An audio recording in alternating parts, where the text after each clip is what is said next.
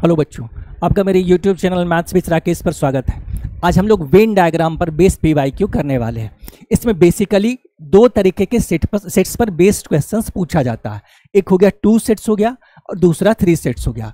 अब इसके क्वेश्चंस को हम लोग करें या इसके कॉन्सेप्ट को एग्जाम्पल के थ्रू समझें तो पहले इसके स्ट्रक्चर को हम लोग समझ लेते हैं। देखिए, एक रेक्टेंगल है जो यूनिवर्सल सेट्स को रिप्रेजेंट करता है या आपका डिनोट कर रहा है। मतलब क्वेश्चंस में दिए हुए कंप्लीट डेटा को हम यूनिवर्सल सेट्स यानी रेक्टेंगल के थ्रू रिप्रेजेंट करते हैं या डिनोट करते हैं। और ये इसमें 2 सेट्स वाले में ये दो अलग अलग सेट्स को डिनोट कर रहा है। ये हो गया सेट्स ए, ये हो गया सेट्स बी। इसी तरीके से 3 सेट्स में हम लोग ये 3 अलग अलग सेट्स को डिनोट करते हैं। ये हो गया आपका सेट ए, ये हो गया सेट बी और ये हो गया आपका सेट सी हो गया। अब चूंकि दोनों एक दूसरे को ओवरलैप कर रहा है, इसका अर्थ ये हुआ कि इसका कुछ डेटा इसमें शेयर हो रहा है और इसका कुछ डेटा इसमें शेयर हो रहा है। मतलब कुछ डेटा, दोनों का कुछ डेटा वो कॉमन डेटा है, इसलिए हम लोग इसको ओवरलैपिंग सेट्स भी कहते हैं। अब इसको और अच्छी तरीके से समझने के लिए एक एग्जाम्पल हम लोग लेते हैं। सपोज दैट कि किसी हॉस्टल में 100 स्टूडेंट रह रहा है, 100 बच्चे रह रहे हैं। किसी हॉस्टल में 100 बच्चे रह रहे हैं। किसी हॉस्टल में 100 बच्चे रह रहे हैं। उसमें से कुछ बच्चे एसएससी की तैयारी करते हैं, कुछ बच्चे एसएससी की तैयारी करते हैं और कुछ बच्चे रेलवे की तैयारी कर रहे हैं। कुछ बच्चे एसएससी की तैयारी कर रहे हैं और कुछ बच्चे रेलवे की तैयारी कर रहे हैं। और टोटल बच्चों की संख्या देखिए 100 है। तो कंप्लीट डेटा जो दिया हुआ है हॉस्टल वाला, उसको हम रेक्टेंगल से रिप्रेजेंट कर रहे हैं। और ये जो दो आपका अलग अलग सेट है, मतलब एक एसएससी की तैयारी करने वाले बच्चों को, इसको हम लोग सर्किल से या ओवल से भी रिप्रेजेंट करते हैं। और यहां हो गया दूसरे सर्किल से हम रेलवे की तैयारी करने वाले बच्चों को रिप्रेजेंट कर रहे हैं। सपोज दैट एसएससी की तैयारी करने वाले बच्चों की संख्या आपका 40 है या 30 है। सपोज दैट 30 है। एसएससी की तैयारी करने वाले बच्चों की संख्या 30 दिया हुआ है। एसएससी की तैयारी करने वाले बच्चों की संख्या, एसएससी की तैयारी करने वाले बच्चों की संख्या सपोज दैट यहाँ पे 30 दिया हुआ है। और रेलवे की तैयारी करने वाले बच्चों की संख्या आपका ये 40 है। रेलवे की तैयारी करने वाले बच्चों की संख्या 40 है। और ये जो हो गया आपका, ये जो कॉमन डेटा है, ये मतलब ओवरलैपिंग पार्ट है, वो दोनों की तैयारी करने वाला है। एसएससी की तैयारी करने वाला और रेलवे की तैयारी करने वाला, दोनों की तैयारी करने वाला। तो यहां हम लोग लिख लेते हैं बोथ। और सपोज दैट वैसा स्टूडेंट जो आपका दोनों की तैयारी कर रहा है, उसकी संख्या 15 है। फिर से एग्जांपल समझते हैं कि कोई हॉस्टल है जिसमें 100 स्टूडेंट है, उसमें से कुछ रेलवे की तैयारी कर रहा है, कुछ रेलवे की तैयारी कर रहा है, उसकी संख्या 40 है। और कुछ बच्चे एसएससी की तैयारी कर रहे हैं जिसकी संख्या 30 है।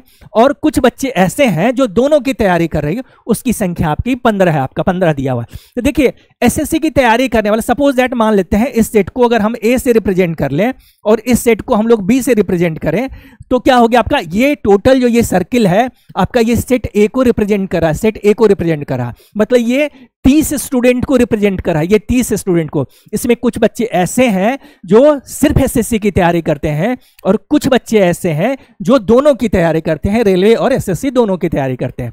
इसी तरीके से सेट बी जो है वो रेलवे की तैयारी करने वाले बच्चों को रिप्रेजेंट कर रहा है। रेलवे की तैयारी करने वाले, रेलवे की तैयारी करने वाला, उसमें कुछ बच्चे ऐसे हैं जो सिर्फ रेलवे की तैयारी करते हैं और कुछ बच्चे ऐसे हैं जो एसएससी और रेलवे दोनों की तैयारी करते हैं। अब यहां निकालना है, इसमें कुछ कुछ देखिए क्वेश्चंस क्या किस तरीके का पूछा जाता है या जो अराइज करता है। जो डेटा दिया हुआ है कि रेलवे की तैयारी करने वाला बच्चा, रेलवे की तैयारी करने वाला बच्चा दिया हुआ है। देखिए आपका रेलवे की तैयारी करने वाला बच्चा कितना है आपका, 40 है। 40 है। अब एक सवाल उठता है कि सिर्फ रेलवे की तैयारी करने वाला बच्चा, सिर्फ रेलवे की तैयारी करता है, तो क्या करते हैं, जो टोटल आपका 40 स्टूडेंट रेलवे की तैयारी कर रहा है, उसमें कुछ एसएससी की भी तैयारी करता है, उसको माइनस कर लेते हैं। तो कॉमन तैयारी करने वाला बच्चा कितना है, 15 है। तो 40 में से 15 अगर हम माइनस कर लेते हैं, 40 में से 15 माइनस कर लेते हैं, तो ये हो गया हमारा 25 हो गया। ये 25 हो गया। ये क्या हो गया, ओनली रेलवे। ये हो गया ओनली रेलवे। मतलब इतना जो आपका पार्ट है ये सिर्फ रेलवे की तैयारी करने वाले बच्चों को रिप्रेजेंट करता है। तो यहां लिख लेते हैं, देखिए यहां पे हम लोग लिख लिए, ये हो गया हमारा, ये ओनली रेलवे हो गया। ये हमारा ओनली रेलवे हो गया। और इसकी संख्या कितनी हो गई, इसकी संख्या हो गई 25 हो गई आपका। अब फिर से देखिए आपका एसएससी की तैयारी करने वाले, एसएससी की तैयारी करने वाले कितने बच्चे हैं, एसएससी की तैयारी करने वाले 3 बच्चे हैं, सॉरी 30 बच्चे हैं। एसएससी की तैयारी करने वाले 30 बच्चे हैं। अब फिर होता है कि सिर्फ एसएससी की तैयारी करें, वो बच्चा जो रेलवे की तैयारी नहीं करता है बल्कि पूरी तरीके से एसएससी का डिवोटी है, वो उसी पे डिपेंड है, वो एसएससी का ही प्रिपरेशन करता है। तो क्या करेंगे कि टोटल 30 बच्चों में से उन बच्चों को जो रेलवे की भी तैयारी करते हैं और एसएससी की भी करते हैं उसको माइनस कर लेते हैं। तो 30 माइनस 15, 30 माइनस 15 कितना हो गया? 30 माइनस 15 15 हो गया, और जो हो गया only SSC, only SSC, only SSC आपका। देखिए अब हो गया आपका तीसरा क्वेश्चन, चौथा क्वेश्चन जो पूछता है only SSC, only SSC, only SSC, only SSC की तैयारी करने वाले कितने बच्चों की संख्या हो गई? अब 15 हो गया। और अब एक होता है कि बोथ, दोनों की तैयारी करने वाले बच्चों की संख्या, उसका डेटा हमको यहां से मिलता है, यहां से मिलता है, ये जो ओवरलैपिंग पार्ट है। तो बोथ हम लोग लिख लिए, यहां पे बोथ लिख लिए, तो ये हो गया हमारा 15 हो गया, दोनों की तैयारी करने वाले। अब देखिए एक क्वेश्चन जो एग्जाम में, हर तरीके के एग्जाम में बार बार पूछा करता है, या उससे आगे के क्वेश्चंस को सॉल्व करने के लिए उसका निकालना जरूरी होता है। वो कहता है कि बताइए कि कम से कम एक एग्जाम की तैयारी करने वाले, कम से कम at preparing for at least one exam, at least one exam, मतलब यहां लिख ली हम लोग at least one exam, at least one exam, कम से कम एक एग्जाम की तैयारी करने वाला बच्चा। कम से कम मतलब कम से कम, एटलीस्ट मतलब क्या हो गया? कम से कम हो गया। एटलीस्ट मतलब हो गया कम से कम एक एग्जाम की तैयारी करने वाला बच्चा, कम से कम एक एग्जाम की तैयारी करने वाला। अब देखिए कैसे निकालते हैं कम से कम एक एग्जाम की तैयारी करने वाला? तो सिर्फ एसएससी की तैयारी करने वाला बच्चा, दोनों की तैयारी करने वाला बच्चा, और आपका सिर्फ रेलवे की तैयारी करने वाले बच्चे, तीनों को जोड़ देते हैं। तो कितना हो गया? देखिए ये हो गया 15, ये प्लस 15 और प्लस 25 हो गया, तीनों को जोड़ दिए तो कितना हो गया आपका? 30 और 25 हो गया आपका 55 स्टूडेंट है, जो 55 स्टूडेंट है वो कम से कम एक एग्जाम की तैयारी करते हैं, कम से कम एक एग्जाम की, और ज्यादा से ज्यादा दोनों एग्जाम की तैयारी करते हैं। ये हो गया आपका सिर्फ एसएससी की तैयारी करने वाले बच्चे 15, ये हो गया सिर्फ रेलवे की तैयारी करने वाले बच्चे 25, जो एक एग्जाम की एक एग्जाम की तैयारी करते हैं। लेकिन ये बच्चा जो है वो दोनों एग्जाम का तैयारी करता है। जैसे ही कम से कम आए, कम से कम हो गया, मतलब एक एग्जाम तो करने वाला बच्चा हो ही हो, दूसरा भी होगा तब भी वो चलेगा, दूसरा भी होगा तब भी चलेगा। और 3 सेट्स में रहता तो तीनों की तैयारी करने वाला होता है तब भी वो चलता आपका, तब भी उस डेटा को हमको उसमें लेना है आपका। निकल गया आपका एटलीस्ट वन एग्जाम। अब निकलता है एक क्वेश्चन जो किसी भी एग्जाम की तैयारी करने वाला बच्चा नहीं है, जो निठल्ला है, चाय पीता है, घूमता है, आराम करता है, जिसकी लाइफ में कोई गोल नहीं है, उस तरीके का बच्चा। तो हॉस्टल में टोटल 100 बच्चा रह रहा है, 55 बच्चा आपका किसी ना किसी एग्जाम की तैयारी कर रहा है, तो एक भी एग्जाम की तैयारी ना करने वाला, नॉट प्रिपेयरिंग मतलब एक भी एग्जाम की तैयारी नहीं करने वाला बच्चा हो गया। कितना हो गया? टोटल बच्चा है 100 में से आप माइनस कर लिए तो 55, कितना आ गया? 45 बच्चा। 45 बच्चा ऐसा है जो किसी भी एग्जाम की तैयारी नहीं करता है, 45 बच्चा ऐसा है जो किसी भी एग्जाम की तैयारी नहीं करता। अब देखिए ये तो हो गया।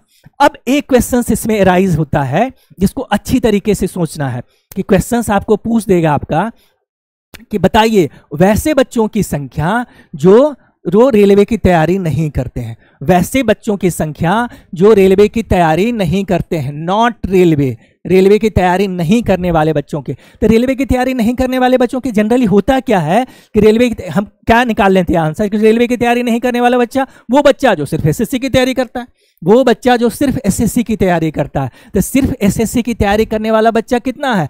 15 है। क्या ये आंसर सही है? नहीं, गलत है, क्योंकि रेलवे की तैयारी करने वाला बच्चा आपका नॉट रेलवे की तैयारी नहीं करने वाला बच्चा सिर्फ यही नहीं है, ये भी है जो किसी भी एग्जाम की तैयारी नहीं करता, ये भी है, ये बच्चा जो किसी एग्जाम की तैयारी नहीं करता है, जो कि कंप्लीट डेटा में आपका ये भी आ रहा है, इंक्लूड है, क्योंकि हॉस्टल में 100 बच्चे रह रहे हैं हॉस्टल में, ठीक है। तो ये बच्चा भी इसमें इंक्लूड होगा। एक तो सिर्फ एसएससी की तैयारी करने वाला, वो रेलवे की तैयारी नहीं करेगा, और दूसरा वैसा बच्चा जो निठल्ला है आपका, चाय पीकर घूमता है, उसको जिंदगी से कोई मतलब नहीं क्या होने वाला है, ठीक है। तो यहां हम ऐड कर लेते हैं वैसे बच्चों को जो तैयारी के नाम पर सिर्फ टाइम पास कर रहा है। कितना हो गया? 45 5 50 हो गया, और ये 60। तो रेलवे की तैयारी नहीं करने वाले बच्चों की संख्या हो गई 60। अब इसी तरीके से निकलेगा कि नॉट एसएससी, जो एसएससी की तैयारी नहीं करते हैं, जो एसएससी की तैयारी नहीं करते हैं,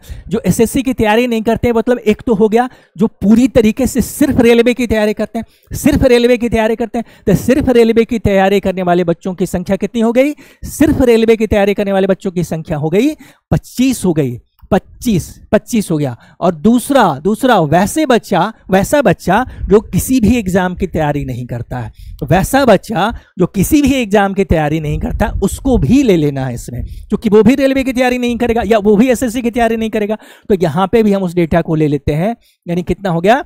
45, 50, ये हो गया आपका 70, ये हो गया 70, ये हो गया 70। तो इसी तरीके का बेसिकली क्वेश्चंस आपका 2 सेट्स में पूछा जाता है, इसी तरीके के क्वेश्चन। अच्छा देखिए, यहां से रिजल्ट निकलता है आपका, ये आपका कि at least one exam, at least one, इसको एक तरीके से और निकाल सकते हैं। एटलीस्ट वन एग्जाम क्या हो गया आपका? देखिए यहां पे ये निकलता है कि मतलब कम से कम एक एग्जाम की तैयारी करता हो, तो उसको फाइनल निकालिए। एक रिजल्ट निकलता है, देखिए आपका, अगर ये सेट ए है और ये सेट बी है तो ए यूनियन बी होता है। इसका अर्थ ये होता है, या इसको टोटल भी कहते हैं, इसको टोटल भी कहते हैं। ये हो गया आपका टोटल, अगर निकालना हो, ये टोटल निकालना हो तब भी हो गया कि टोटल आपका तैयारी करने वाले टोटल बच्चों की संख्या निकालिए, तैयारी करने वाले टोटल बच्चों की संख्या निकालिए, तो ये हो गया आपका, तीनों को जोड़ देते हैं, या इसी को एटलीस्ट भी कहते हैं। और इसको हम लोग, एक फॉर्मूला है आपका, ए यूनियन बी का अर्थ होता है या तो कंप्लीट हो गया एटलीस्ट वन एग्जाम का। तो इसमें क्या करते हैं हम लोग, नंबर ऑफ सेट्स ए हो गया, मतलब सेट्स ए में टोटल तैयारी करने वाले बच्चों की संख्या, अब plus number of set B, मतलब सेट बी में तैयारी करने वाले टोटल बच्चों की संख्या।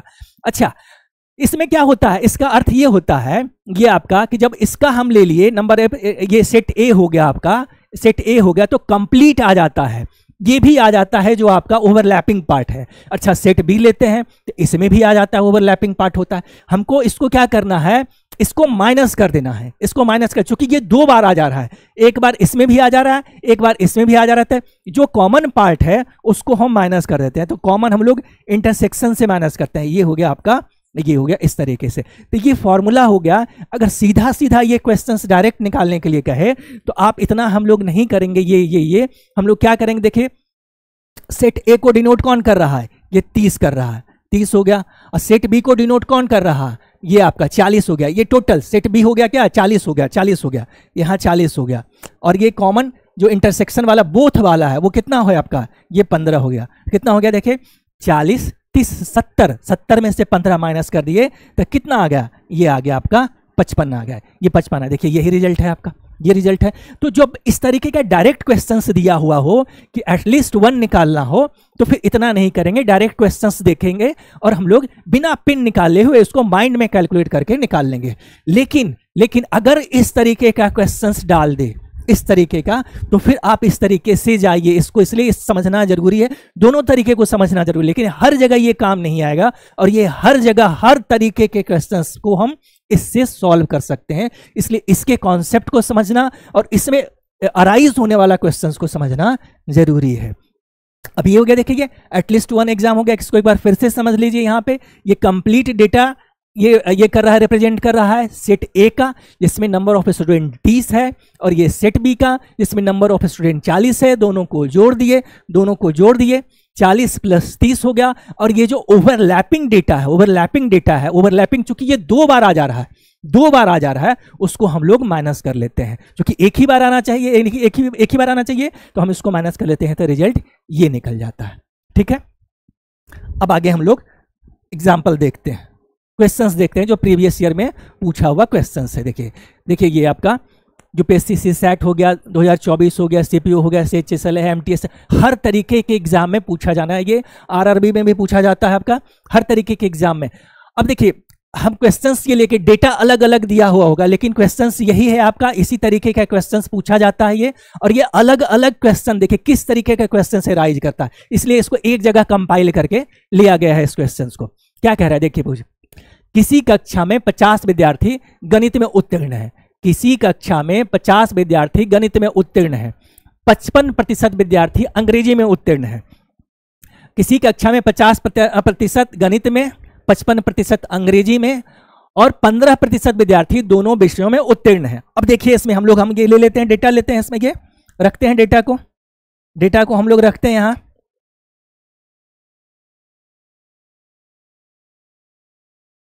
डेटा रख लेते हैं हम लोग।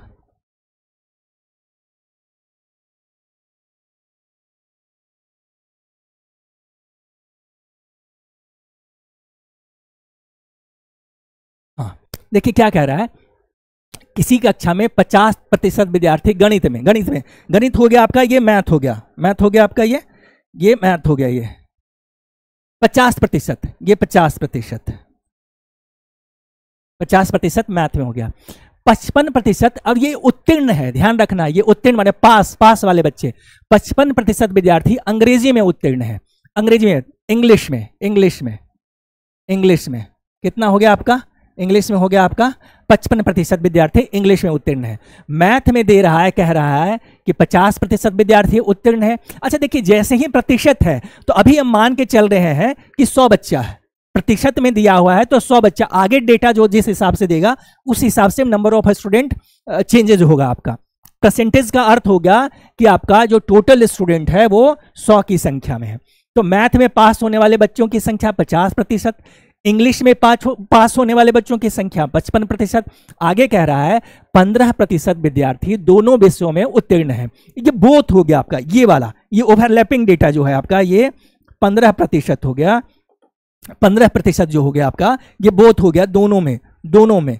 ये बोथ यहां भी लिख सकते हैं या यहां भी लिख सकते हैं हम, ये बोथ हो गया दोनों। अब देखिए यहां पे, क्योंकि यहां पे अलग अलग क्वेश्चंस दिया हुआ है, तो पहले हम लोग एक बार वेन डायग्राम को समझ लेते हैं इसका। जो क्योंकि मैथ दे रहा है 50%, कॉमन दे रहा है 15%, तो सिर्फ मैथ वाला वनली मैथ में वही चीज है जो अभी हम लोग पिछले में एग्जाम्पल से किए, वनली मैथ।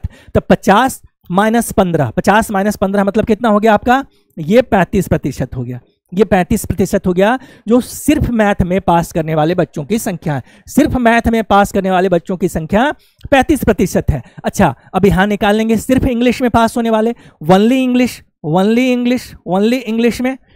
इंग्लिश में पास होने वाले बच्चों की संख्या कितना, 55। अच्छा, ये क्या कर रहा है, ये टोटल, ये जो आपका सर्कल है, ये कंप्लीट आपका सेट, ये जो सेट आपका है, ये इंग्लिश वाले को डिनोट कर रहा है। तो ये होता है 55%, ये पूरा 55%। लेकिन कुछ उसमें कॉमन डेटा भी है, ओवरलैप जो कर रहा है आपका, तो कॉमन डेटा को हम माइनस करते हैं, तो सिर्फ इंग्लिश में पास होने वाले बच्चों की संख्या है। तो 55% और माइनस 15%, 55 में से 15 माइनस कर लिए, क्या आ गया आपका 40%।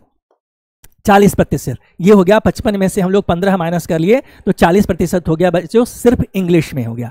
अब देखिए जो भी क्वेश्चंस पूछ रहा है, कह रहे परीक्षा में कितने विद्यार्थी शामिल हुए, तो यहां और आगे आते हैं। अभी तो यहां तक डेटा रखे हम कि 15% विद्यार्थी दोनों विषयों में उत्तीर्ण है। अच्छा, आगे कह रहा है कि 60 विद्यार्थी दोनों विषयों में अनुत्तीर्ण है, फेल है। अब देखिए ऐसे ही कैसे क्वेश्चंस को ट्विस्ट करता है, क्वेश्चंस को कैसे ट्विस्ट करता है कि 60 विद्यार्थी दोनों विषयों में अनुत्तीर्ण है, मतलब फेल है 60 विद्यार्थी। यहां तो हम निकाले हैं सिर्फ पास वाले का दिया हुआ आपका, पास वाले। तो क्या करते हैं कि इसीलिए बोले थे कि उस तरीके से हम हर क्वेश्चंस को अटेम्प्ट नहीं कर सकते हैं, ये फॉर्मूला के ऊपर बेस्ड, इसके कॉन्सेप्ट को समझना ज्यादा जरूरी है। तो हम पहले क्या करते हैं इसको निकालने के लिए कि एटलीस्ट कम से कम एक एग्जाम में पास होने वाले बच्चों की संख्या।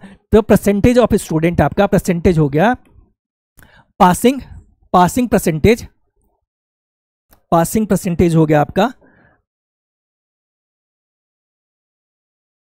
Passing percentage in at least one exam, at least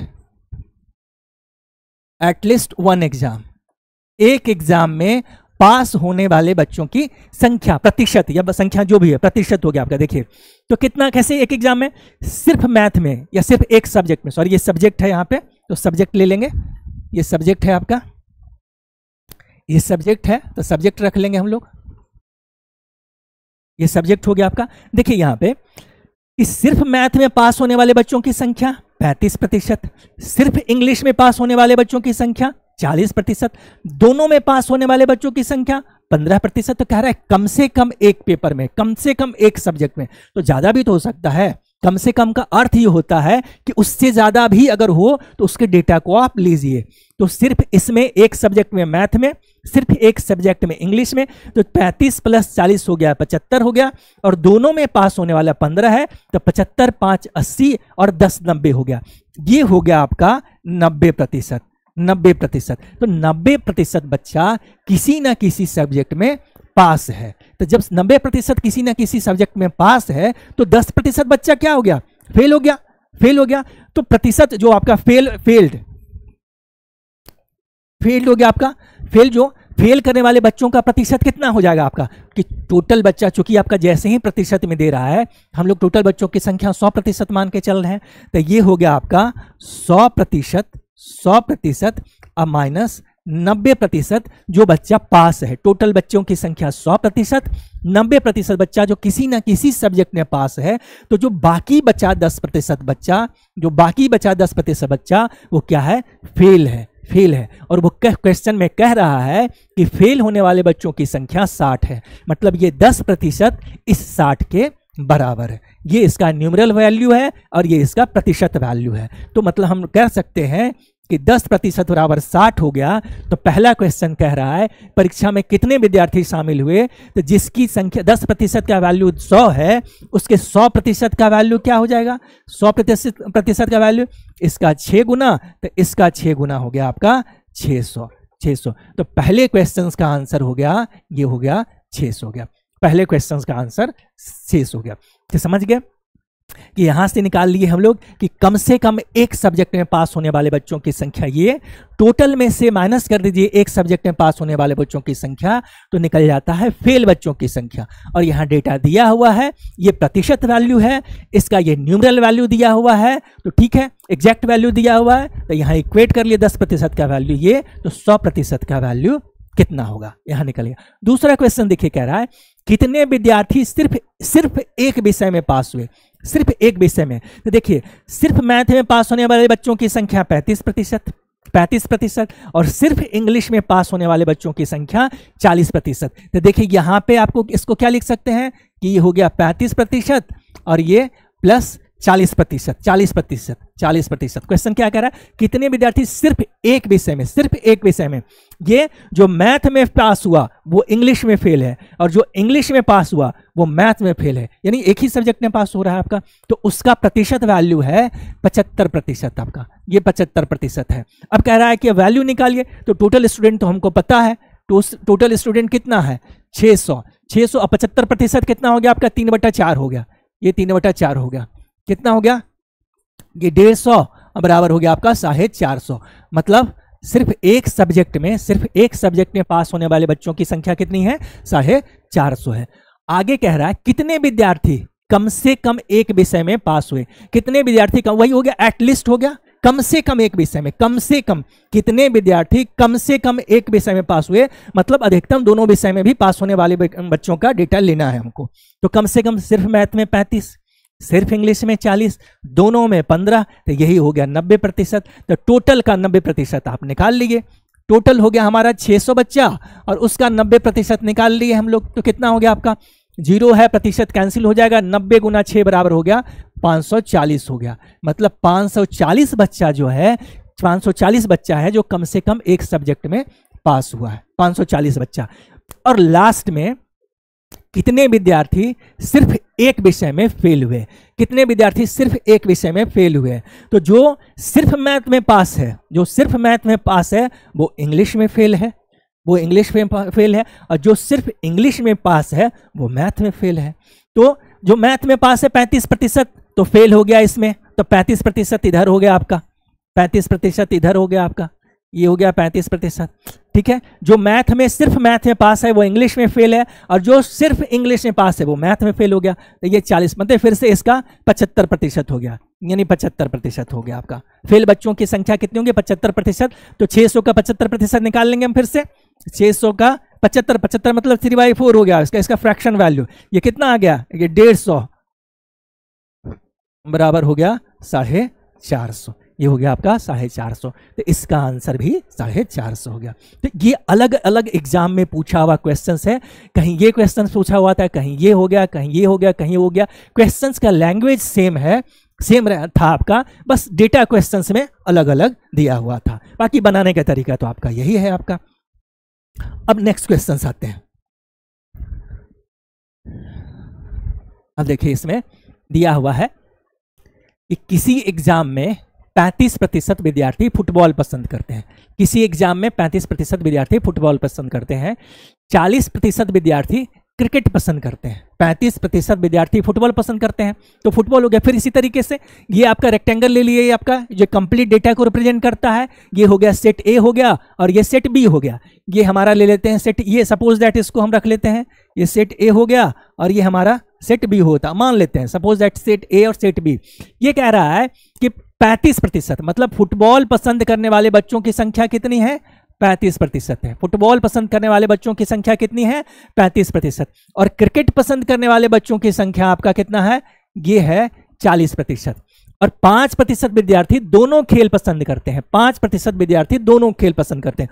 both both both वाला हो गया आपका ये, जो मतलब क्रिकेट और फुटबॉल दोनों पसंद करते हैं, वो हो गया उसकी संख्या 5%। अब जैसे देखिए 5% वैल्यू जैसे ही, तो अभी हम मान के चल रहे हैं कि टोटल स्टूडेंट की संख्या 100 है, मतलब ये आपका जो रेक्टेंगल जो यूनिवर्सल सेट है जो कंप्लीट डेटा को रिप्रेजेंट करता है, वो अभी रिप्रेजेंट कर रहा है 100 बच्चों को मानकर चल रहे हैं, जब तक आगे कुछ डेटा ना आ रहा हो तो।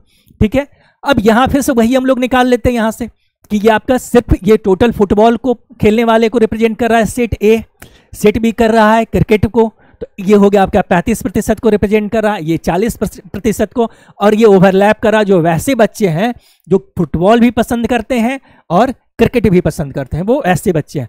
अब सिर्फ ओनली फुटबॉल ले लेते हैं, ओनली फुटबॉल, तो 35% और 35%, ये इसमें से ये 5 माइनस कर लिए थे, कितना हो गया, 30% हो गया, 30%। और ओनली क्रिकेट कितना हो गया आपका, ये 40% टोटल को रिप्रेजेंट कर रहा है सेट बी का, आपका 40% रिप्रेजेंट कर रहा है ये टोटल सेट को, आपका ये टोटल सर्कल को, उसमें से ये 5% माइनस कर लेते हैं, तो कितना हो गया आपका ये 35% हो गया, 35%। अब जो भी क्वेश्चंस पूछ रहा है उससे बताइए, आंसर दीजिए, कक्षा में कितने विद्यार्थी हैं, कक्षा में कितने विद्यार्थी हैं, तो ये निकालना है। अब आगे देखिए कह रहा है कि अगर 90 विद्यार्थी किसी भी खेल में रुचि नहीं रखते हैं, 90 विद्यार्थी किसी भी खेल में रुचि नहीं रखते हैं, तो पहले हमको ये निकाल लेना है ये कि एटलीस्ट वाला कि एटलीस्ट वैसे बच्चों की संख्या जो कम से कम एक खेल में रुचि रखते हैं। Interested in at least one game, जो कम से कम एक खेल में रुचि रखने वाले बच्चे हैं। Interested in at least one game, तो एक गेम में सिर्फ फुटबॉल में 30 हो गया, सिर्फ क्रिकेट में 35 हो गया, दोनों में 5 हो गया, तो कम से कम एक, मतलब अधिक से अधिक दोनों में भी रुचि रख सकता है। तो 30 + 35 65, अब 65 + 5 70% बच्चा है, 70% बच्चा ऐसे है जो कम से कम एक गेम में रुचि रख रहा है, तो यहां लिख लेते हैं हम लोग ये 70%। और चूंकि प्रतिशत है तो हम मान के चल रहे हैं कि टोटल बच्चा मेरा 100% है, टोटल 100% है। तो अब वैसा बच्चा 70% के बाद जो बच रहा है 100% में, तो जो 30% आ रहा है, 100 - 70 जो हो रहा है 30%, वो किसी भी गेम में इंटरेस्टेड नहीं है। तो यहां लिख लेते हैं not interested in any game, किसी भी गेम में इंटरेस्टेड नहीं है, किसी भी गेम में इंटरेस्टेड नहीं है। ये होगा कि इंटरेस्टेड है किसी गेम में, इंटरेस्टेड है, ये हो गया कि इंटरेस्टेड नहीं है किसी गेम में। तो टोटल बच्चा हो गया आपका 100% और ये हो गया -70%, तो ये हो गया आपका कितना हो गया, ये आपका ये 30%। और आगे कह रहा है कि अगर 90 विद्यार्थी किसी भी खेल में रुचि नहीं रखते हैं, तो ये हो गया इसका एग्जैक्ट वैल्यू, यानी न्यूमेरल वैल्यू, जिसका प्रतिशत वैल्यू 30% है। तो यहां हम लिख सकते हैं कि 30% बराबर हो गया 90 हो गया, तो 100% का वैल्यू क्या हो जाएगा आपका, तो देखिए कितना गुना हो गया, इधर 3 गुना हो गया, इधर 3 गुना हो गया, इधर हो गया आपका इसका 3 गुना, 30 या 90, तो इसका 3 गुना कितना हो जाएगा आपका 300 हो जाएगा। मतलब टोटल स्टूडेंट की संख्या कितनी हो गई, इसका आंसर आ गया 300 हो गया, 300 हो गया। पहला हो गया ये। फिर ये भी अलग अलग एग्जाम में पूछा हुआ क्वेश्चंस था, इसमें अलग अलग के क्वेश्चंस पूछ रहा था। तो अब दूसरा कह रहा है कितने विद्यार्थी कम से कम एक खेल में रुचि रखते हैं। तो कम से कम हो गया आपका, देखिए ये आपका 70% हो गया, तो इसका 70% निकाल लीजिए। यहां देखिए तो 300 का 70% देखिए कि कम से कम एक खेल में रुचि करने वाले बच्चों की संख्या कितनी है, 70% है, प्रतिशत वैल्यू उसका। टोटल स्टूडेंट कितना है 300, इसी का 300 का 70% निकाल लिए। प्रतिशत है तो 2 जीरो कैंसिल हो जाएगा, तो 70 दिया क्या हो गया आपका 21 यानी 210। 210 बच्चे वैसे हैं जिनका एक खेल, कम से कम एक खेल में इंटरेस्ट है। अब देखिए कितने विद्यार्थी सिर्फ एक खेल में रुचि रखते हैं, सिर्फ एक खेल में, सिर्फ एक खेल में। तो एक खेल में सिर्फ रुचि रखते हैं कौन से कितने विद्यार्थी हैं, 30 विद्यार्थी। 30%, 100 में से 30% हो गया सिर्फ फुटबॉल में, 35% सिर्फ क्रिकेट में हो गया, ये सिर्फ क्रिकेट में हो गया आपका। तो कितना हो गया 65% विद्यार्थी, 65% विद्यार्थी सिर्फ एक खेल में रुचि रखते हैं। मतलब हो गया यहाँ पे 300 का ये 65%, 300 का 65% हो गया जो सिर्फ एक खेल में रुचि रखता है। तो प्रतिशत है तो 2 जीरो ये कैंसिल हो जाएगा, तो 65 दिया 195, 60 प्लस 5 हो गया 180 प्लस 15, 180 प्लस 15 195, तो ये हो गया आपका 195 हो गया। अब देखिए ये वाला क्वेश्चंस, ये क्वेश्चंस जिसमें बहुत बच्चा कंफ्यूज करता है, कितने विद्यार्थी फुटबॉल नहीं खेलते हैं, ये वाला कितने विद्यार्थी फुटबॉल नहीं खेलते हैं, कितने विद्यार्थी फुटबॉल नहीं खेलते हैं। बच्चा सोच लेता है कि जो सिर्फ क्रिकेट खेलता है वही बच्चा फुटबॉल नहीं खेलता है। तो ये आंसर आपका अगर सिर्फ इसका 35% निकाल रहे हैं, सिर्फ अगर इसका 35% निकाल रहे हैं तो आपका आंसर गलत हो जाएगा, आपका आंसर गलत हो जाएगा। क्योंकि कुछ बच्चा वैसा भी है जो कोई गेम नहीं खेलता है, कुछ बच्चा वैसा भी है जो कोई भी गेम नहीं खेलता है। जब कोई गेम खेलता ही नहीं है तो वो फुटबॉल कैसे खेलेगा, कैसे खेलेगा। इसलिए सिर्फ क्रिकेट खेलने वाले बच्चे ही फुटबॉल नहीं खेलते, नहीं, वैसा बच्चा भी जो कोई गेम नहीं खेलता उसकी संख्या कितनी है 30% भी है, उसकी संख्या 30% है। तो यहां हम 30% ऐड कर देते हैं तो बराबर हो गया कितना, ये 65% है। 65% वैसे बच्चे हैं जो फुटबॉल नहीं खेलते हैं, 65% वैसे बच्चे हैं जो फुटबॉल नहीं खेलते हैं। ठीक है, तो कितना हो गया आपका, फिर 300 का 65% निकाल लीजिए यहाँ पे, 300 का 65%, तो ये हो गया आपका 300 का ये 65% आप निकाले तो फिर से यही देखिए यही वाला है आपका 195 हो गया, 195 हो गया। देखिए ये अच्छा क्वेश्चंस कुछ है, ये इसी तरीके के 2 सेट्स पर बेस्ड क्वेश्चंस इसी तरीके का मैक्सिमम रहता है आपका। तो उसमें ये एक बहुत ही अच्छा क्वेश्चन है, कॉन्सेप्चुअल है, जिसको ध्यान में रखने की जरूरत है, नहीं तो बच्चा इसमें अक्सर कंफ्यूज करके गलती करता है। नेक्स्ट क्वेश्चंस देखते हैं हम लोग। सीपीयू 2018 पीरी हो गया, तो मैक्सिमम क्वेश्चंस हम उस तरीके का कर चुके हैं, है ना, जो आपको जिसके ऊपर बेस्ड है। इसमें थोड़ा थोड़ा चेंजेस करके दिया हुआ है आपका। तो क्या कह रहा है देखिए कि एक परीक्षा में 54% उम्मीदवार विज्ञान में उत्तीर्ण हुए। ध्यान रखना है, अब लैंग्वेज पे ध्यान रखना है कि इसका लेने का कुछ ना कुछ अलग मकसद है। 55% विद्यार्थी उत्तीर्ण हुए हैं और 42% विद्यार्थी गणित में अनुत्तीर्ण हुए हैं। देखिए यहाँ पे एक डेटा दिया हुआ है कि साइंस में पास होने वाले बच्चों की संख्या 54% है, दूसरा दे दिया है कि गणित में फेल होने वाले बच्चों की संख्या 42% है। अलग अलग डेटा दे रहा है, ठीक है। और 32% दोनों विषयों में अनुत्तीर्ण हुए, मतलब फेल हुए। 32% दोनों विषयों में फेल हुए। अब ये ध्यान रखना है, जो कॉमन डेटा, जो ओवरलैपिंग पार्ट है, वो जो कह रहा है उसके हिसाब से बाकी दोनों जो दिया हुआ दोनों सेट्स के इंफॉर्मेशन को चेंज कीजिए। यहां चूंकि कह रहा है कि दोनों विषयों में फेल है, दोनों विषयों में फेल है, और यहाँ एक को फेल वाले में का प्रतिशत दिया हुआ है, दूसरा पास होने वाले, तो पास वाले को हम लोग फेल में बदल लेंगे। मतलब इसी के अनुसार डेटा को मैनिपुलेट करेंगे, इसी के अनुसार दोनों वाला जो कॉमन पार्ट है आपका, जो ओवरलैपिंग पार्ट है, उसके हिसाब से डेटा को मैनिपुलेट यानी चेंज करना है। 32% दोनों विषयों में फेल हुए, तो यहां भी जो पास है साइंस में, इसका हम ले लेंगे फेल वाला ले लेंगे। और देखिए 54% फेल हुआ है साइंस, सॉरी पास हुआ है साइंस में, 54% आपका पास हुआ है साइंस में। साइंस में जो पास है वो 54% है, तो फेल कितना हो जाएगा आपका, फेल कितना हो जाएगा, टोटल हो गया 100%।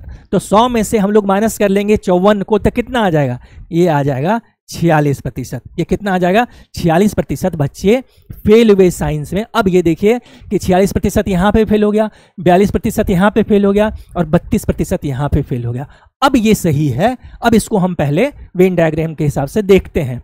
अब तो दोनों विषयों में कितने प्रतिशत छात्र उत्तीर्ण हुए, पहले हम इसको वेन डायग्राम से समझ लेते हैं और फिर इसको डायरेक्ट करेंगे इस क्वेश्चंस को कि कैसे हम कुछ सेकंड्स में इस क्वेश्चंस को बिना वेन डायग्राम पर गए हुए आंसर दे सकते हैं। पहले इसका हम वेन डायग्राम से समझ लेते हैं। तो पहले क्या करते हैं हम लोग, शेप ले लेते हैं इसका, शेप ले लेते हैं इसका, ये हम लोग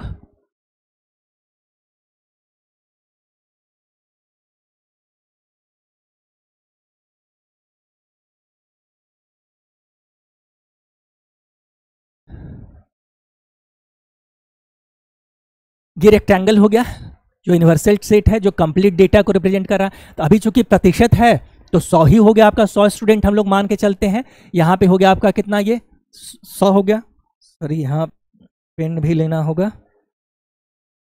ये हो गया 100 हो गया आपका, यहाँ 100 हो गया, टोटल स्टूडेंट की संख्या 100 हो गया, ये वाला ये हो गया आपका।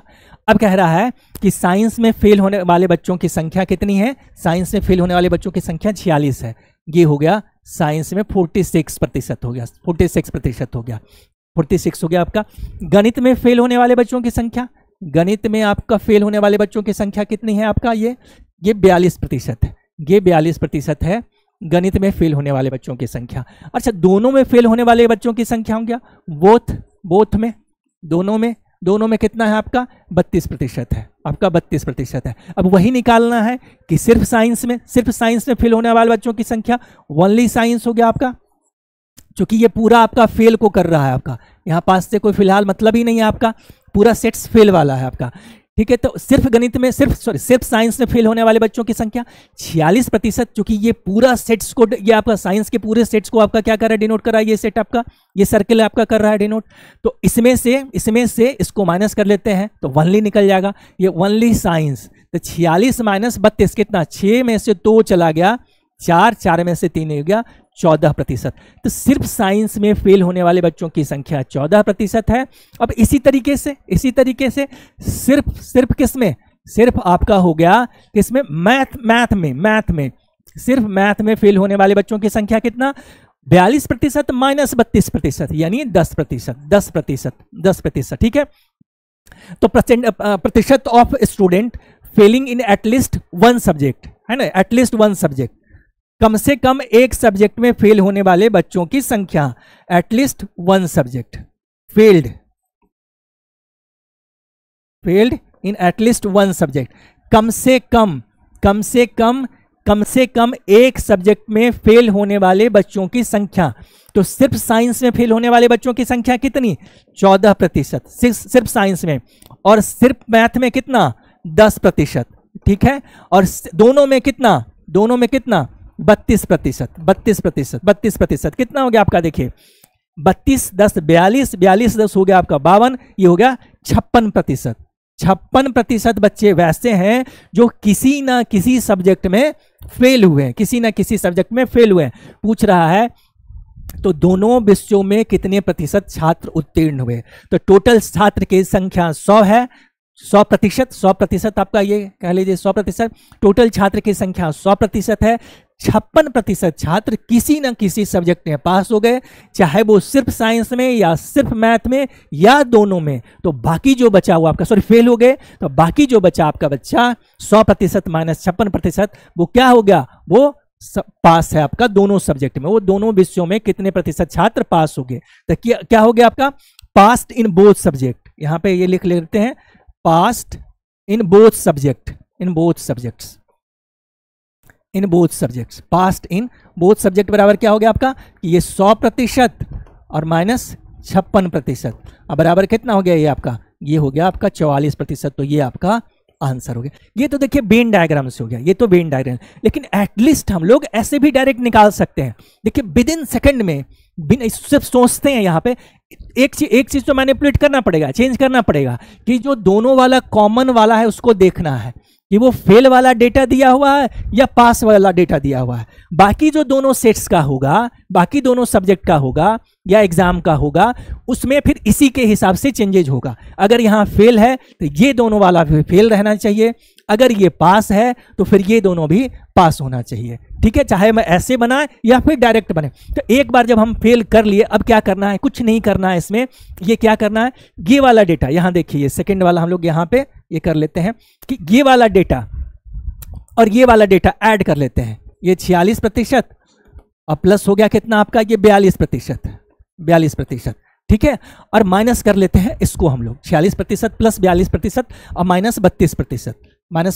ये जो निकलता है वो एटलीस्ट निकलता है। ये एटलीस्ट एक सब्जेक्ट में पास होने वाले या सॉरी एटलीस्ट एक सब्जेक्ट में फेल होने वाले बच्चों की संख्या, एटलीस्ट एक सब्जेक्ट में फेल होने वाले बच्चों की संख्या। तो 42 माइनस 32 हो गया 10 हो गया आपका 10, और 46 हो गया कितना आपका, ये 56%। ये निकल गया 56% निकल गया। तो 56% एक सब्जेक्ट में फेल होने वाले बच्चों, कम से कम एक सब्जेक्ट में फेल होने वाले बच्चों की संख्या है।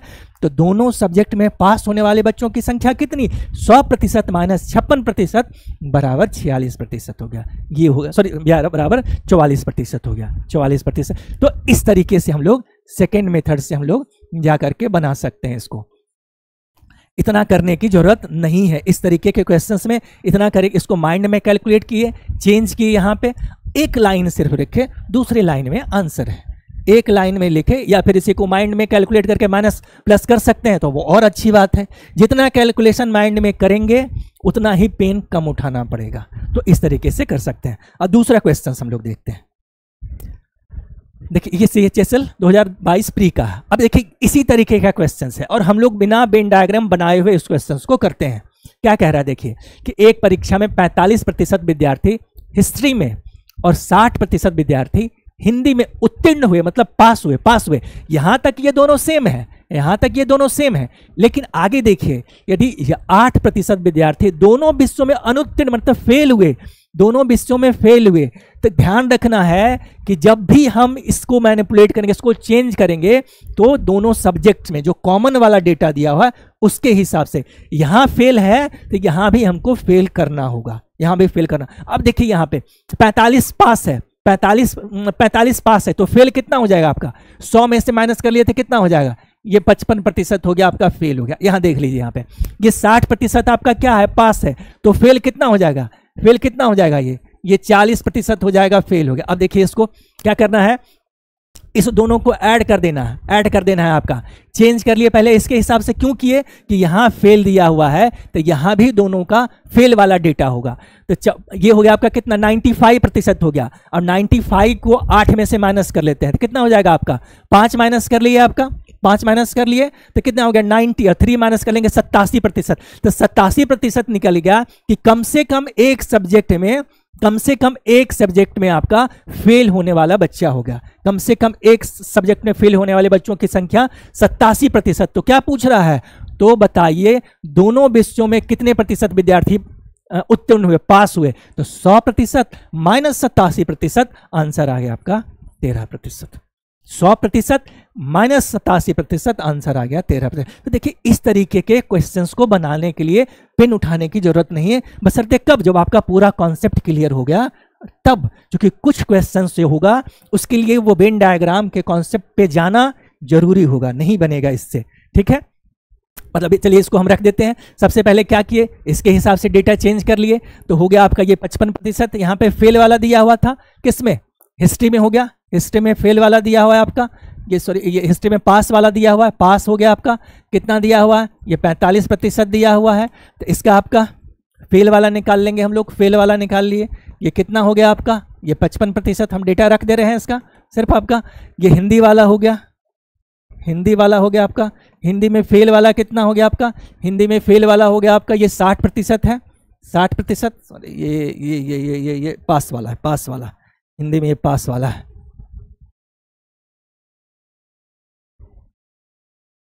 हिंदी हो गया आपका, ये हिंदी हो गया है आपका, हिंदी पास वाला है आपका, कितना दिया हुआ है, ये 60% है। तो हिंदी फेल वाला कितना हो जाएगा, ये 40% है। ठीक है, अब यहां से निकाल लीजिए फेल वाला, ये 55%, 55% और प्लस हो गया आपका ये 40%, और माइनस हो गया 8%, बराबर हो गया 87%। ये क्या निकला, ये निकल गया, ये आपका निकल गया failed in at least one, failed in at least one subject, failed in at least one subject, कम से कम एक सब्जेक्ट में फेल होने वाले बच्चों का प्रतिशत कम से कम एक सब्जेक्ट में, ठीक है। तो past in both subject, past in both subject, दोनों सब्जेक्ट में पास्ट इन बोथ सब्जेक्ट्स, बराबर क्या हो गया आपका 100% माइनस 87% बराबर हो गया 13%। ये आपका आंसर हो गया। नेक्स्ट क्वेश्चन देखते हैं हम लोग। देखिए MTS प्री 2020 का क्वेश्चंस, और ये एक अच्छा क्वेश्चन है। देखिए कह रहा है कि थोड़ा सा उससे अलग किसी समूह में प्रत्येक सदस्य चाय कॉफी अवश्य पीता है। किसी समूह में प्रत्येक सदस्य चाय कॉफी अलग पीता है, अवश्य पीता है। इसमें से 72% सदस्य चाय पीते हैं, 72% चाय पीते हैं, जबकि 44% सदस्य कॉफी पीते हैं, 44% सदस्य कॉफी पीते हैं। यदि ऐसे सदस्य जो चाय और कॉफी दोनों पीते हैं उनकी संख्या 192 है, तो समूह में कुल कितने सदस्य, टोटल सदस्यों की संख्या निकल। तो 2 सेट्स है आपका। तो पहले क्या करते हैं, पहले हम लोग क्या कर लेते हैं, हम लोग पहले सेट्स ले लेते हैं, शेप ले लेते हैं, इसका शेप इसका हम लोग बना लेते हैं। पहले शेप ले लिए हम लोग, ये इसका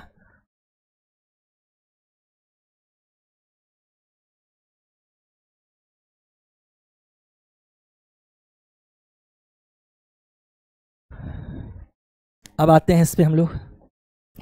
हाँ, कह रहे हैं किसी समूह में प्रत्येक सदस्य चाय कॉफी अवश्य पीता है। इनमें से 72% सदस्य चाय पीते हैं। सपोज दैट ये सेट ए हो गया आपका, सेट ए ले लिए हम लोग, और इसको हम सेट बी ले लिए, रख लेते हैं इसको, सेट ए और सेट बी रख लेते हैं इसको। तो ये हो गया आपका टी वाला कितना कह रहा है 72%, 72% हो गया। तो ये टोटल हो गया, ये टोटल जो सेट ए है वो 72% इसको रिप्रेजेंट कर रहा है। अब ये सेट बी जो हो गया आपका, ये कॉफी वाला है, ये कॉफी वाला, ये टोटल वाला हो गया, कॉफी वाला हो गया।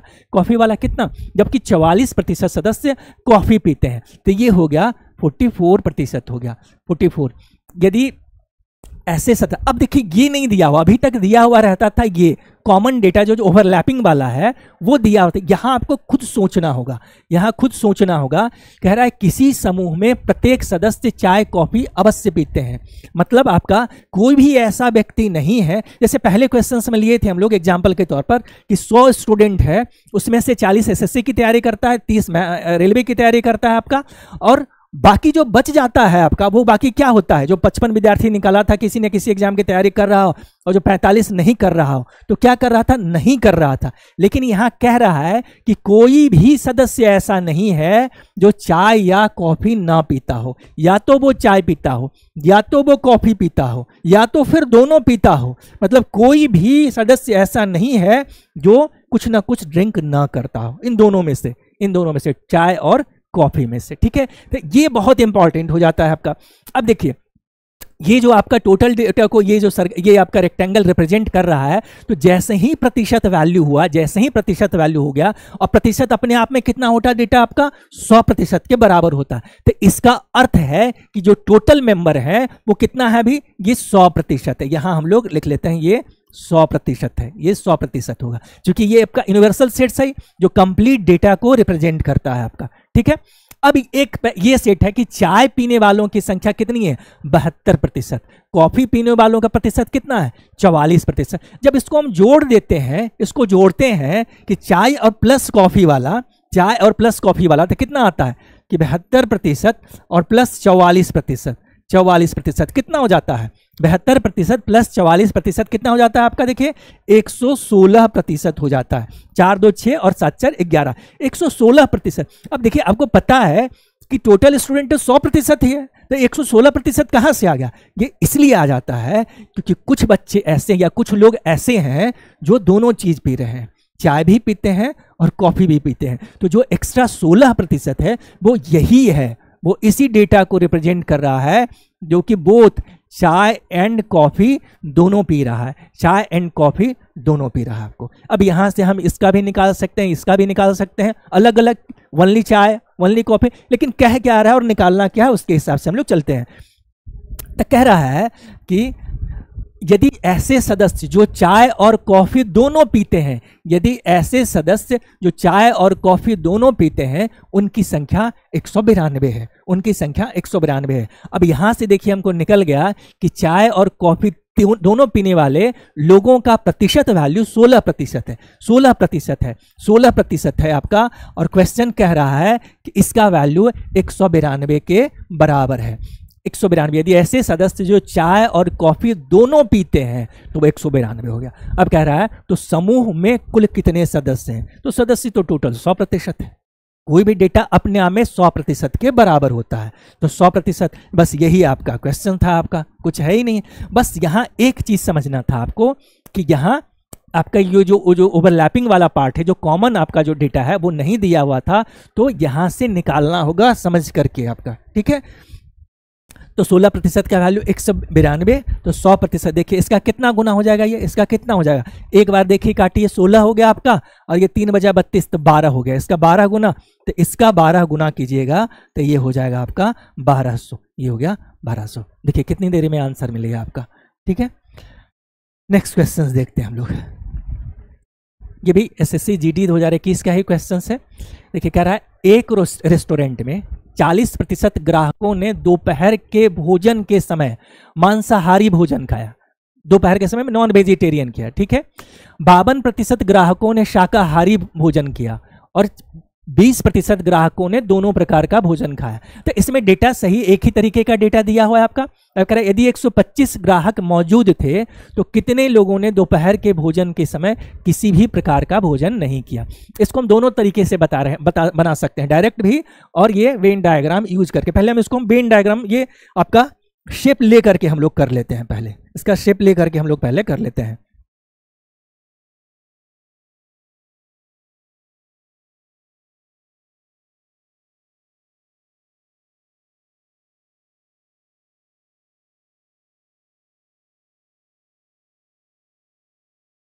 का शेप ले लेते हैं आपका।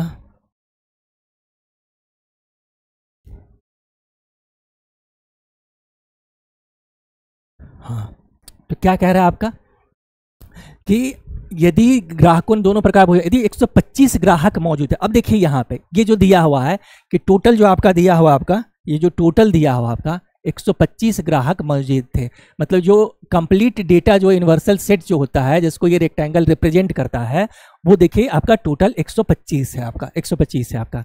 कह रहा है कि 40% नॉन वेज खा रहा है, नॉन वेज आपका हो गया कितना हो गया आपका 40% हो गया।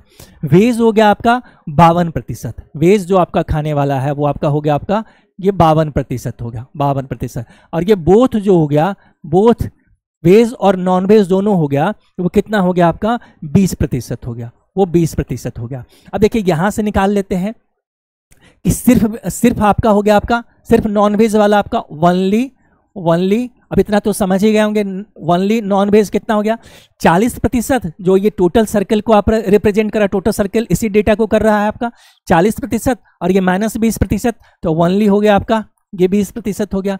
और वनली वेज हो गया आपका, वनली वेज हो गया आपका ये 52%, ये टोटल डेटा को ये सर्किल आपका रिप्रेजेंट कर रहा है। तो इसमें से इस 20% को माइनस कर दिया, कितना आपका बचा, आपका ये बच गया आपका 32%, ये आपका हो गया 32%। तो एटलीस्ट वाला निकल गया कि कम से कम एक तरीके के भोजन खाने वाला आपका, ठीक है ना, एटलीस्ट हो गया, एटलीस्ट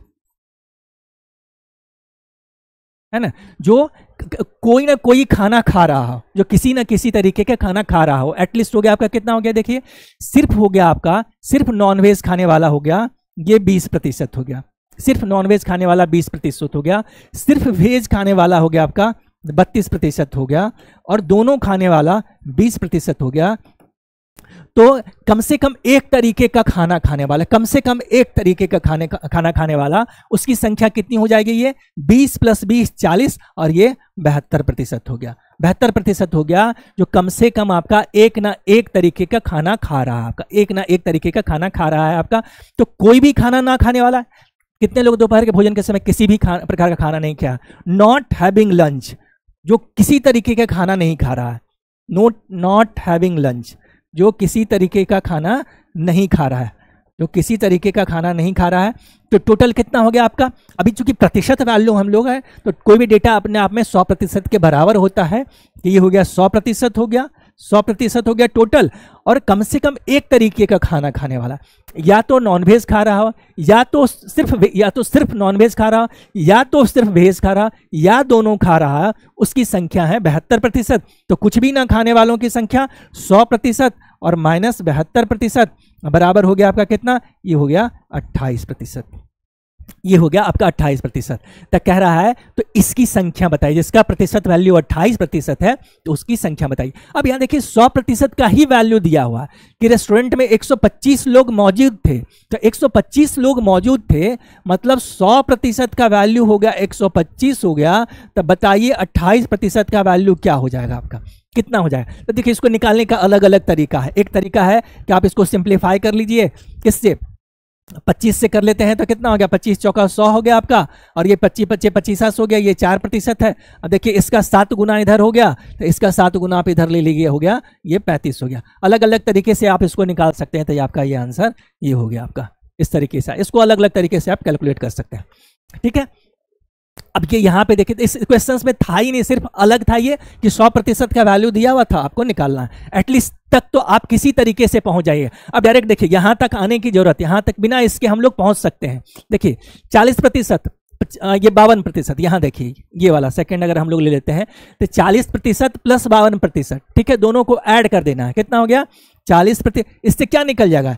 इससे या तो टोटल निकल जाएगा कि टोटल खाने वालों की संख्या, टोटल खाने वालों की संख्या, टोटल खाने वालों की संख्या, ये हो गया टोटल, या एटलीस्ट निकलता है, टोटल या एटलीस्ट निकलता है इससे कि टोटल खाने वालों की संख्या या कम से कम एक तरह के खाना खाने वालों की संख्या। जो 40% अब प्लस 52%, 40% + 52% और माइनस इसको 20% हम माइनस कर लेते हैं। जो दोनों खा रहा है, जो दोनों तरीके का खाना खा रहा है, उसको हम लोग माइनस कर लेते हैं। तो माइनस कर लिए, कितना हो गया? देखिए ये हो गया 92 हो गया आपका, 92 हो गया, या इसको 40 - 20 हो गया, 20 हो गया। अब इसमें जोड़ लिए हम लोग तो कितना हो गया? 72%। 72%, देखिए 72% निकल गया, 72%। तो 72% जो हो गया, किसी ना किसी तरह का एक खाना खा रहा हो, तो 100 - 72 कर लीजिएगा, तो 28% कितना निकल जाएगा? जो कुछ भी नहीं खा रहा है, जो कुछ भी नहीं खा रहा है। तो इसी का वैल्यू निकालना है। तो 100% बराबर 125, तो 28% ये हो गया। तो इतना बिना किए हुए भी आप इसको निकाल सकते हैं इस तरीके से। नेक्स्ट क्वेश्चन लेते हैं हम लोग। कह रहा एक प्रतियोगी परीक्षा में 70% सेक्शन ए में उत्तीर्ण हुए, 55% सेक्शन बी में पास हुए, जबकि 10% दोनों सेक्शन में अनुत्तीर्ण हुए। यदि 595 विद्यार्थी दोनों सेक्शन, वही सेम ही क्वेश्चन है, यूपीएसआई 2021 का क्वेश्चन है, सेम तरीके का क्वेश्चन है आपका। अब देखिए इसको हम लोग डायरेक्ट अगर करते हो तो क्या कह रहा है कि परीक्षा में 70% अभ्यर्थी सेक्शन ए में पास हुआ, 55% सेक्शन बी में पास हुआ, जबकि 10% सेक्शन दोनों सेक्शन में फेल हुआ।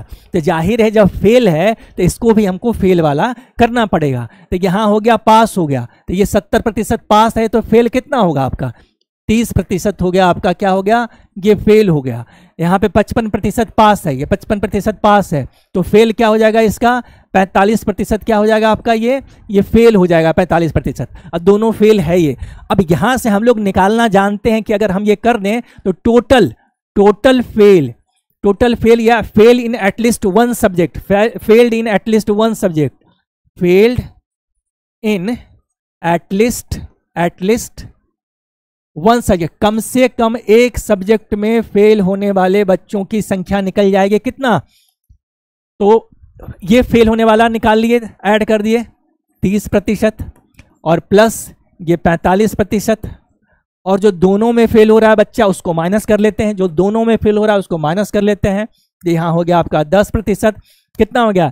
30 प्लस 45 75 हो गया। 75 में से 10 घटा लेंगे, कितना हो जाएगा आपका 65%। 65% बच्चा या तो फेल है पूरी तरीके से, 65% बच्चा फेल है या किसी ना किसी सब्जेक्ट में फेल है। तो पास होने वाले बच्चों की संख्या, पास हो गया आपका कितना, पास हो गया आपका तो 100% और माइनस 65% बराबर कितना हो गया आपका 100% हो गया आपका, ये 35% हो गया। कितना हो गया, ये 35%। क्वेश्चन क्या कह रहा है, यदि 595 विद्यार्थी दोनों सेक्शन में पास हुए हों, 595 विद्यार्थी दोनों सेक्शन में पास हुए हैं और वो 595 का प्रतिशत वैल्यू 35% है, तो प्रतियोगी परीक्षा में उपस्थित होने वाले कुल अभ्यर्थियों की संख्या निकालिए। कह रहा है उसका 100% निकालिए, 100% वैल्यू निकालिए जिसका 35% 595 के बराबर है। तो निकाल लेते हैं हम लोग कि 35% बराबर हो गया आपका 595, तो 100% आप इसको जैसे निकालना है आप निकाल सकते हैं। एक तरीका ये होता है कि आप इसको सिंप्लीफाई कर लीजिए, या डायरेक्ट कर सकते हैं तो कट कर लीजिए इसको, या सिंप्लीफाई कर लीजिए।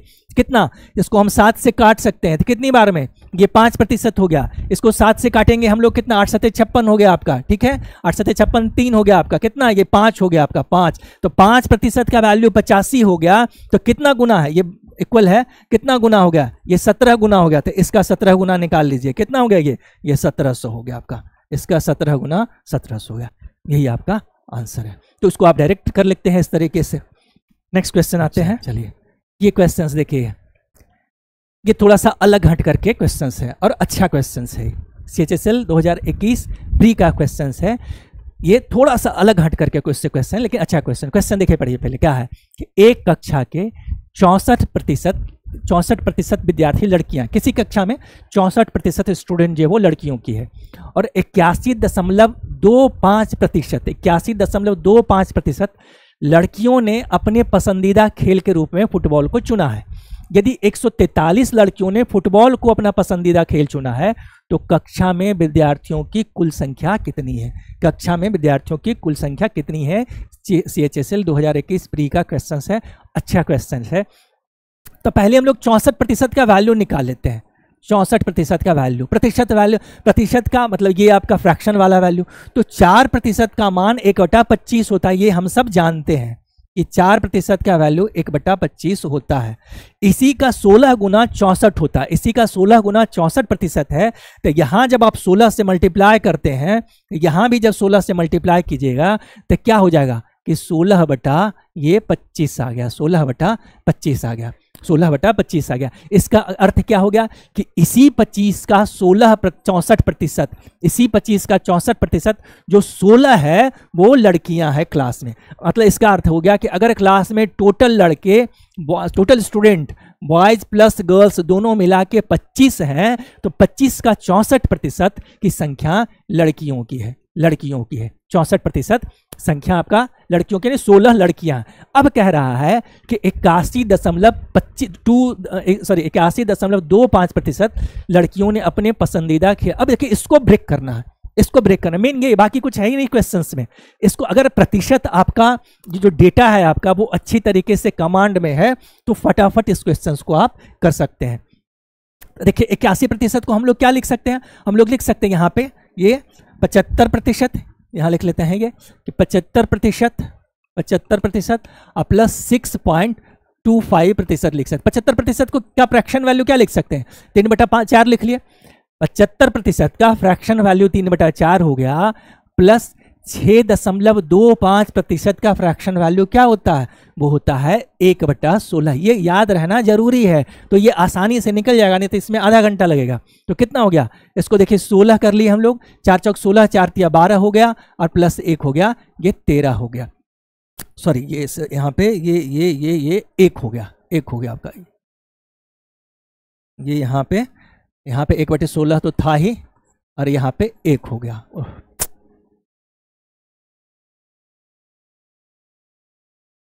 यहाँ पे 1 हो गया आपका, तो 13/16 आ गया हमारा, 13/16 हमारा ये हो गया। तो 13/16 मतलब क्या हो गया कि 16 लड़कियां हैं, 16 लड़कियां टोटल हैं, तो 16 का 13/16 13 बटा 16, 16 16 कट गया। 13 लड़कियां जो हैं वो फुटबॉल पसंद करती हैं, वो 13 लड़कियां जो हैं वो फुटबॉल पसंद करती हैं, 13 लड़कियां फुटबॉल पसंद करते हैं। यही क्वेश्चंस में कह रहा है कि 13 लड़कियां फुटबॉल पसंद करती हैं और जिसकी संख्या 143 के बराबर है, जिसकी संख्या 143 के बराबर है, तो कक्षा में विद्यार्थियों की कुल संख्या निकालिए। मतलब अगर इस 13 यूनिट का वैल्यू 143 है तो 25 यूनिट का वैल्यू क्या होगा। यही क्वेश्चन है, यही है आपका। आप क्वेश्चंस को जब ब्रेक करते हैं तो देखिए फटाफट, अगर आपको ये सब सारा चीज जो इसका हथियार आपके पास होना चाहिए वो है तो फटाफट क्वेश्चंस बनता है। तो 13 हो गया आपका, कितना आपका ये 143 हो गया। ये कितनी बार में कर लिए गुना, 11 बार में। चूंकि 13 का ये 143 से 11 गुना है तो 25 हो गया टोटल स्टूडेंट की संख्या, 25 टोटल स्टूडेंट की संख्या। तो इसका 11 गुना कितना हो जाएगा, ये 275 के बराबर हो जाएगा। ये देखिए 11 से कैसे गुना करते हैं, 5 5 रख लीजिए ऐसे, 5 2 7 हो गया, यहाँ पे रख लीजिए 2 का 2 रख लीजिए, 275 हो गया आपका। ठीक है, मतलब कि 13 यूनिट का वैल्यू 143 था आपका दिया हुआ, तो कितना हो गया 11 गुना, और ये 25 यूनिट का वैल्यू कितना हो जाएगा, इसका 11 गुना करेंगे तो ये 275 के बराबर हो जाएगा। क्यों हो जाएगा इसको चलिए एक बार फिर से समझ लीजिए। कह रहा है कक्षा के 64% विद्यार्थी लड़कियां हैं, किसी कक्षा में 64% विद्यार्थी लड़कियां हैं। 64% का फ्रैक्शन वैल्यू हम लोग रख लिए 16/25 हो गया। ये जो आपका इसका जो हर है आपका वो डिनोट क्या करता है, टोटल कंप्लीट डेटा को। ये क्लास में कितने स्टूडेंट है उसको रिप्रेजेंट कर रहा है, मतलब उसमें बॉयज प्लस गर्ल दोनों आ गया, तो ये हो गया आपका 25 यूनिट। अब इसी का 64% 16 यूनिट है जो लड़कियों की संख्या है, लड़कियों की संख्या है। ठीक है, अब कह रहा है जो टोटल लड़कियां हैं उसका 81.25% उनका खेल फुटबॉल है। तो यहां से निकाल लीजिए 2.5% का आपका, इसका 81.25% का ये फ्रैक्शन वैल्यू 13/16 होता है, 13/16। तो 16 का 13/16 13 हो गया, मतलब 16 में से 13 लड़कियां फुटबॉल पसंद करती है। क्या करती हैं, ये फुटबॉल पसंद करती हैं, फुटबॉल पसंद करती हैं। और क्वेश्चन यहां दिया हुआ है कि 143 लड़कियां फुटबॉल पसंद करती हैं, मतलब 13 यूनिट का वैल्यू 143 है। तो कह रहा है कक्षा में विद्यार्थियों की कुल संख्या निकालिए, कुल संख्या मतलब इस 25 यूनिट का वैल्यू निकालिए। तो 13 यूनिट बराबर 143, तो 25 यूनिट बराबर 275।